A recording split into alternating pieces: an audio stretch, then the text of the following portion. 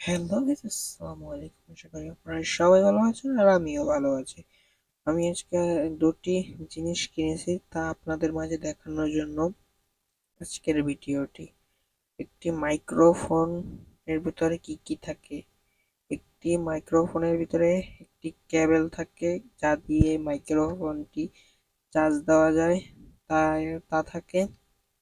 আর যে মাইক্রোফোন এই একটি মাইক্রোফোনের সাথে এই একটি মোবাইলের সাথে সংযোগের একটি জিনিস, আর একটি মোটমাট দুইটি মাইক্রোফোন আর একটি কেবল আর এই একটি বাক্স থাকে।